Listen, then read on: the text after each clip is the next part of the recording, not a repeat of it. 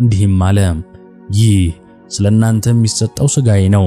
ይህ ስለ ብዙዎች ኃጢአት ይቅርታ የሚፈስ የሐዲስ ኪዳን ደሜ ነው።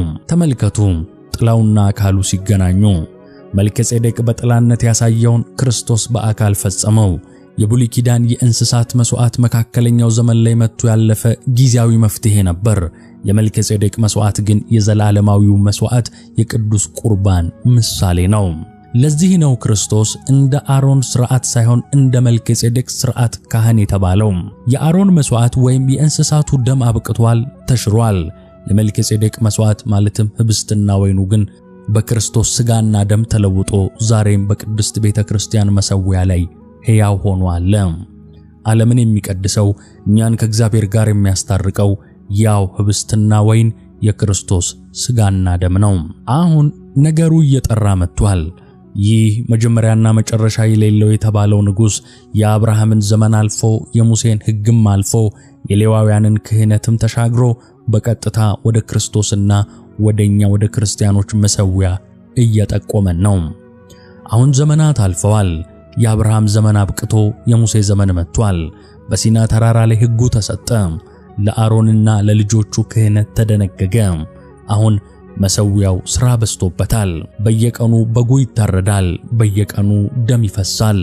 ነገር ግን በዚህ ሁሉ ግርግር መካከል አንድ የማይሞላ ክፍተት፣ አንድ የማይጠገን ስብራት ነበር። ቅዱስ ጳውሎስ ለዕብራውያን ክርስቲያኖች በጻፈው ደብዳቤ ይህንን የኦሪት ክህነት ክፍተት ልክ እንደ ቀዶ ጥገና ሐኪም በረቀቀ መንገድ ይተነትነዋል። ጥያቄው ይህ ነው፣ የሌዊ ወይም የአሮን ክህነት ፍጹም ከነበረ እግዚአብሔር ለምን በዳዊት አፍ አድሮ እንደ መልከጼዴቅ ሥርዓት የሆነ ሌላ ካህን ይነሳ ዘንድ ያስፈልጋል ብሎ ተናገረን? ለምን ሌላ አስፈለገን? የነበረው ምን ጎደለበት ሲል ይጠይቃል። የመጀመሪያውና ትልቁ የኦሪቱ ክህነት ችግር ሞት ነው። የአሮን ልጆች ክህነትን ይቀበላሉ፣ ያገለግላሉ። ነገር ግን መጨረሻ ላይ ሞት ይመጣና ያቆማቸዋል።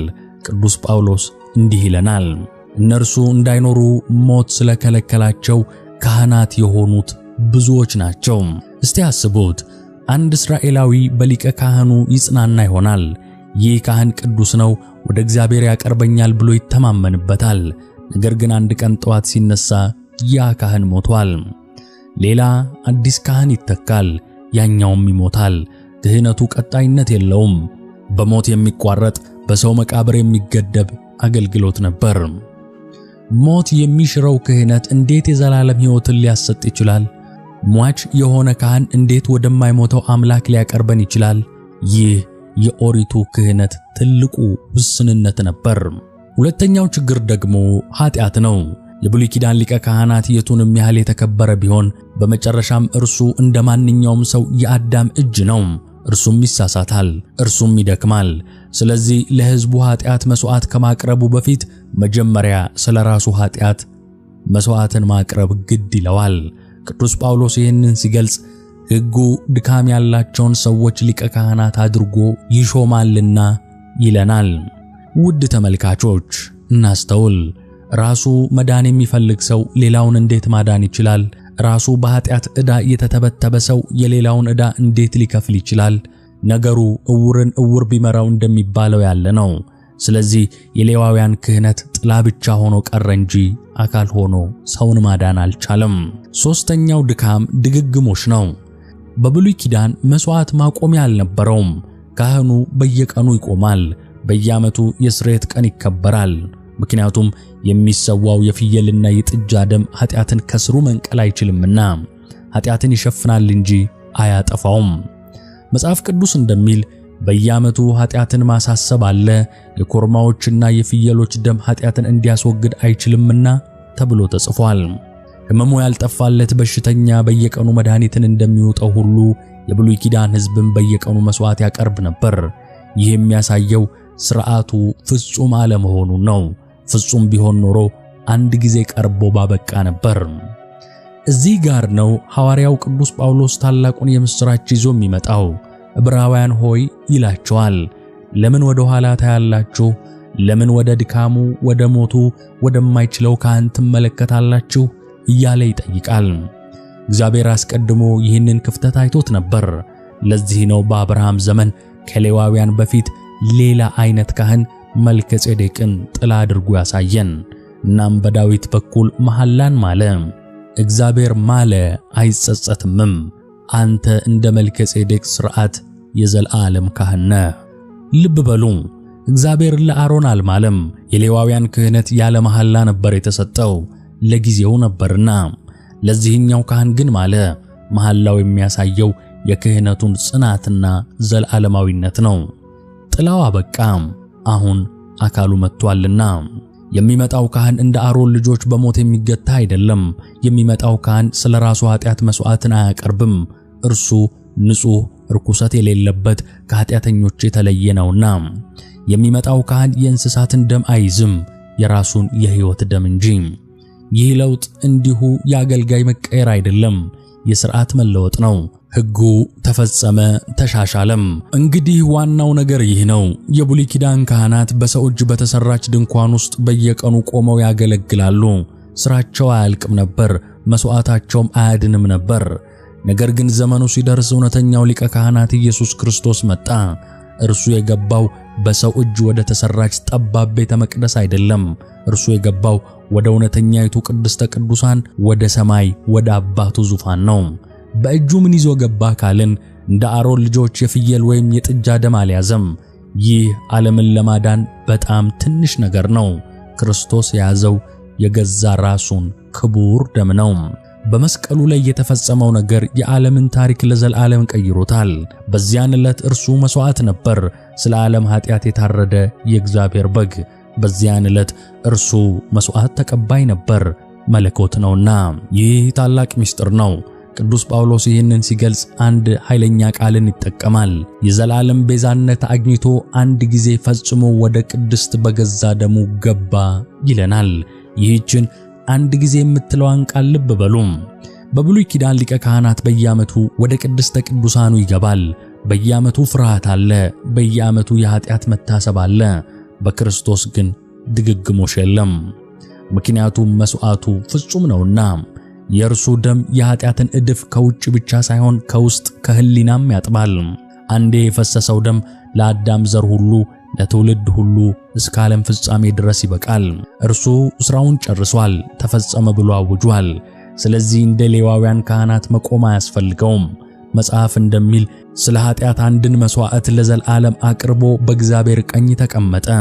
መቀመጡ ሥራው ማለቁን ያሳያል። መቀመጡ ድል ማድረጉን ያበስራል። መቀመጡ ሥልጣኑን ያሳያል። አሁን እኛ ያለን ሊቀ ካህናት በሰማያት ያለ፣ ክህነቱ የማይለወጥ፣ መሥዋዕቱ የማያልቅ ሕያው ክርስቶስ ኢየሱስ ነው። የመልከጼዴቅ ጥላነት እዚህ ላይ አበቃ። እውነተኛው ንጉሥ፣ የሰላሙ ንጉሥ ዙፋኑን ይዟልና። ታዲያ እንዲህ ያለ ኃያልና አዛኝ ሊቀ ካህናት ካለን የእኛ ድርሻ ምንድነው? በዚህ የጸጋ ዙፋን ፊት እንዴት መቅረብ እንችላለን? የታሪካችን መደምደሚያ ለዚህ ወሳኝ ጥያቄ መልስ ይሰጠናል። ውድ ተመልካቾች፣ ከኦሪት ዘፍጥረት በረሃዎች ተነስተን እስከ ቀራንዮ መስቀል፣ ከዚያም እስከ ሰማያት ዙፋን ድረስ ተጉዘናል።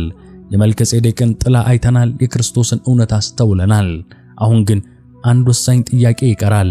ይህ ሁሉ ለእኔ ምኔ ነው? ይህ የረቀቀ ነገረ መለኮት ለዕለት ተዕለት ኑሮዬ፣ ለጭንቀቴ፣ ለኃጢአቴና ለድካሜ ምን ይፈይዳል ያስብለናል። መልሱ በዕብራውያን መልእክት ውስጥ እንደ ወርቅ ተቀምጦ እናገኘዋለን። ሐዋርያው ቅዱስ ጳውሎስ የክርስቶስን ታላቅነት ከሰበከ በኋላ እንዲህ የሚል ድንቅ ጥሪን ያቀርብልናል። ከኃጢአት በቀር በነገር ሁሉ እንደ እኛ የተፈተነ ነው እንጂ በድካማችን ሊራራልን የማይችል ሊቀ ካህናት የለንም። ይህ ቃል እንዴት ያለ ማጽናኛ ነው! በሰማያት ያለው ሊቀ ካህናችን እኛን የማያውቅ ሩቅ አምላክ አይደለም። እርሱ ሥጋችንን የተዋሃደ አምላክ ነው። እርሱ ምድርን የረገጠ ነው። በዚህ ዓለም ስንኖር የሚሰማንን ድካም እርሱ ያውቀዋል። የረሃብን ስሜት ያውቀዋል፣ ተርቧልና። የብቸኝነትን ሕማም ያውቀዋል፣ ወዳጆቹ ጥለውት ሸሽተዋልና። የሐዘንን ክብደት ይረዳል፣ በአልዓዛር መቃብር ላይ አልቅሷልና። የሞትን ጥላም አይቶታል፣ ቀምሶታልና። የብሉይ ኪዳን ካህናት የሕዝቡን ስቃይ በሩቅ ነው የሚያዩት። ክርስቶስ ግን ስቃያችንን በገዛ ሥጋው የተሸከመ የሕማም ሰው ነው። እርሱ ፍጹም ጻድቅ ቢሆንም የእኛን ድካም ይረዳል። አይፈርድብንም፣ አይገፋንም፣ ይልቁንም ይራራልናል። ስለዚህ ምን እናድርግ? ኃጢአት ሰርቻለሁ ብለህ ትሸሻለህን? ርኩስ ነኝ ብለሽ ተስፋ ትቆርጫለሽን? በፍጹም አይደለም። ሐዋርያው የሚለን ሽሹ ሳይሆን ቅረቡ ነው። እንግዲህ ምሕረትን እንድንቀበል በሚያስፈልገንም ጊዜ የሚረዳንን ጸጋ እንድናገኝ ወደ ጸጋው ዙፋን በድፍረት እንቅረብ። የቀድሞ ሥርዓት አትቅረብ ትሞታለህ የሚል ነበር። የአዲሱ የክርስቶስ ክህነት ግን ና ትድናለህ የሚል ነው። መጋረጃው ተቀዷል፣ መንገዱም ተከፍቷል። በክርስቶስ ደም በኩል ወደ መንግሥቱ ገብተናል። ስለዚህ ወንድሜ እህቴ፣ ዛሬ በልባችን ያለው ሸክም ምንድነው? የሰራነው ኃጢአት ይከብደናልን? የክርስቶስ ደም ከዚያ አይበልጥምን? ኑሮ አስጨንቆን ይሆን? ዓለምን ያሸነፈው ጌታ ከኛ ጋር መሆኑን እናስታውስ። ሰው ፊት ነስቶን ይሆን? የማይሞተውና የማይለወጠው ወዳጅ ኢየሱስ እንዳለን እናስታውስ። እንግዳው ንጉሥ መልከጼዴቅ ለአብርሃም ህብስትና ወይን ይዞ እንደወጣ ዛሬም የዓለሙ ሊቀ ካህናት ኢየሱስ ክርስቶስ የሕይወት እንጀራና የድኅነት ጽዋ ሆኖ በቅድስት ቤተ ክርስቲያን አለ። ከሱ እንካፈል፣ ሚስጥሩን እንውሰድ፣ እንቁረብም።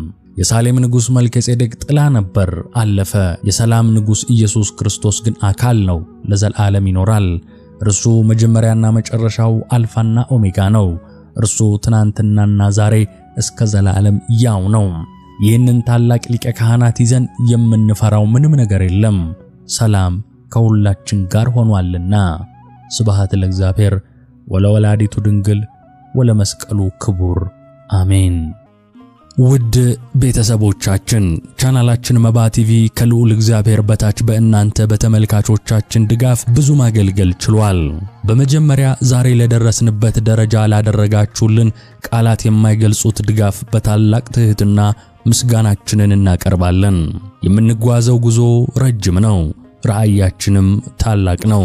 ገና ያልተነገሩ የቅዱሳን ታሪኮች፣ ያልተመረመሩ የቤተ ክርስቲያን ሚስጥሮችና ለዚህ ትውልድ መድረስ ያለባቸው እልፍ አላፍ የእውነት ፍሬዎች አሉ። ይህንን ራእይ ወደ ላቀ ደረጃ ለማድረስ የምርምር ጥራታችንን ለማሳደግ አስደናቂ ዝግጅቶችንም ለመፍጠርና የቤተ ክርስቲያንን መልእክት በዓለም ዙሪያ ለማድረስ የበለጠ አቅም ያስፈልገናል። የዩቲዩብ ገቢ ብቻውን ይህንን ታላቅ ህልም እውን ለማድረግ በቂ አይደለም። ስለሆነም ዛሬ ከተመልካችነት ወደ አጋርነት እንድትሸጋገሩ ልዩ ጥሪ እናቀርባለን። እያንዳንዱ የምትልኩት ድጋፍ ለዚህ አገልግሎት የምትለኩሱት አንድ ሻማ ነው። የዚህ ታላቅ መንፈሳዊ አገልግሎት የገንዘብ አጋር በመሆን የበኩሎን አስተዋጽኦ እንዲያደርጉ በትህትና እንጋብዛለን። በስክሪኑ ላይ በተዘረዘሩት የባንክ አድራሻዎች የአቅሞን ይደግፉ። አገልግሎቱ እንዲሰፋ ስለተባበሩ በልዑል እግዚአብሔር ስም እናመሰግናለን። በሚቀጥለው ዝግጅታችን እስክንገናኝ ሰላም እግዚአብሔር ከሁላችን ጋር ይሁን። አሜን።